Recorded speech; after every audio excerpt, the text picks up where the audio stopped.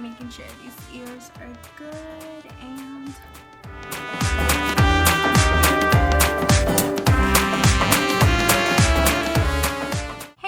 and welcome back to my channel, Priscilla and the Magic. So for today's video, I decided to do my Dcp tag, and I'm so excited to do this video for you guys because I've seen other Disney vloggers do them and they look like a lot of fun and everything, so I'm excited. And if you do not know what the Dcp tag is, it's just a series of questions pretty much asking you about your experience getting into the program and what you're looking forward to about your program. And I'm just so excited. So let's get started. Question number 1, how did you hear about the program? Honestly though, I think the way I heard about the program was I was on Disney Careers just wanting to look at their website, just seeing what kind of job offerings they had, professional careers and stuff like that. And then I came across the Disney internship. And then that's when I saw that they had the Disney College program. And me being like a huge Disney fan, I was like, I've got to do that. That's on my bucket list. That's on one of my goals. And here I am, getting ready for my arrival date. So yeah, just online, that's how I heard about the program. Question number 2, how was the interview process? So for those of you who do not know me, this is my second time applying, and this is my second time getting in, but this is my first program. So the first time I applied, I got in for the Spring Advantage of 2019. I unfortunately couldn't go because my mother had just recently passed away and it was just too soon, and I literally had gotten married like 2 weeks ago, so it just didn't work out. But that interview process was so quick and so magical. So I applied, I think it was like maybe a week after applications dropped, and I applied. I did my web-based interview, also known as the WBI, and the WBI is just a series of questions, kind of like a survey type of questionnaire. And that is very tricky, very confusing, because they ask you the same questions several times, but just worded differently. So you have to just kind of remember what you put on the last question. And yeah, so anyways, I passed my WBI, and within like 20-30 minutes, I got my PI to schedule my phone interview. And so I scheduled it for a week after, and then I had my phone interview. Everything went smoothly. Of course, I thought I did horrible. I was so nervous. I was just trying to remember the recruiter's name, and you know, because they say it's very important to remember the person that's interviewing you. I guess it just makes me feel like, oh wow, she really paid attention to my name. So I tried. I don't remember who I got, but she was very nice. She asked me what were my roles, why was I interested in those roles that I picked and stuff like that. So that happened, went past that, and then it was just pretty much the waiting game. So I think I waited a week until I caught the first wave, and that's when I found out that I got in. And the second time around, which was for this season, I did my application when apps dropped. I automatically skipped the web-based interview, the WBI, and I went straight to the phone interview. So you're probably like, well, wait, why did you go to the web-based interview? The good thing about it is that if you have a current web-based interview that you passed and it's within a 6-month period, you can use that for your next season. So that's how I skipped it. So I passed my web-based interview in the spring when I was applying, so I didn't have to do the web-based interview this time around, which was super good because I was not about to take that again because it's tricky. So that's a good thing. But like if you didn't pass, obviously you have to take it. But after you already passed that 6-month period, you have to retake it. So anyways, I skipped the web-based interview, went straight to my phone interview. It took forever. This time, like, I don't know if it's because I applied when applications stopped, that same day. I don't know if that had something to do with it, but it took forever this time around. Like the first time, I think max it was a total of 2 weeks, 3 weeks to be on the safe side. But this time it pretty much took like the whole entire application season. Like I think I was like one of the last ones to find out if I got in or not. So yeah, I had my phone interview. It was a guy. I don't remember his name. Again, I was like, oh my gosh, I did horrible. I was super nervous.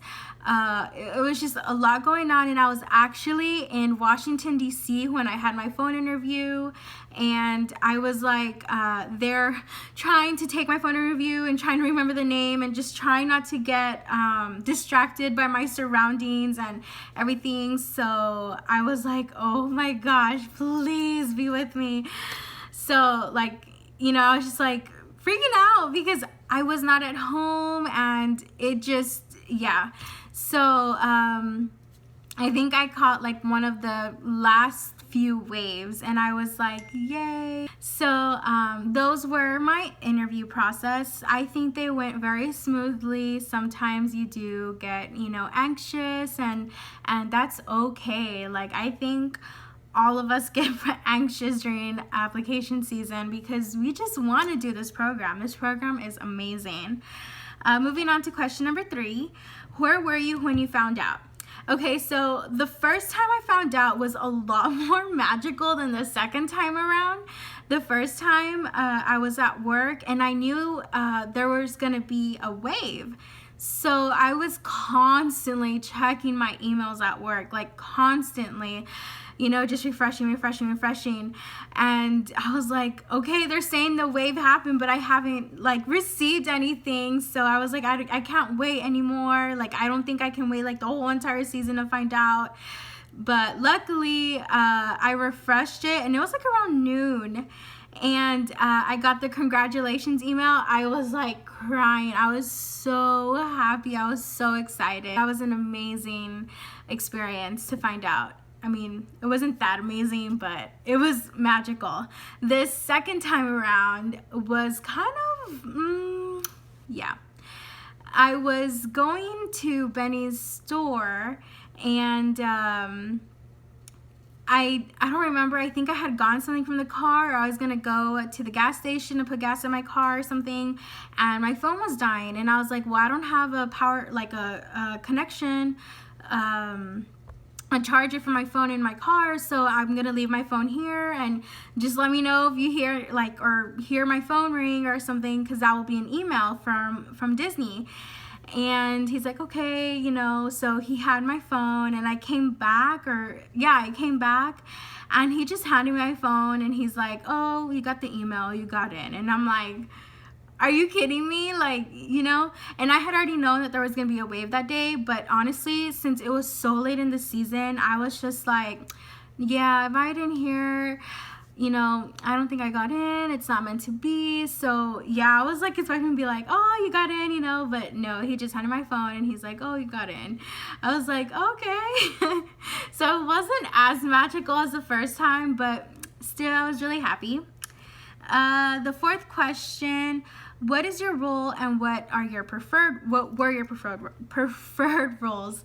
So my role right now is merchandise, and I'm so excited. Like, I've worked in sales before, and there's pros and cons to that, but I feel like working in merchandise and Disney, that's gonna be fun, and that's gonna be a story to tell, I think. I mean, I don't know, I've never experienced it, but that's why I'm doing it. So yeah, I'll be doing merchandise, and my preferred roles, actually, they were attractions, character performer, character attendant. Honestly, I would have been happy with whatever. Honestly, just being able to go and experience this is already enough for me.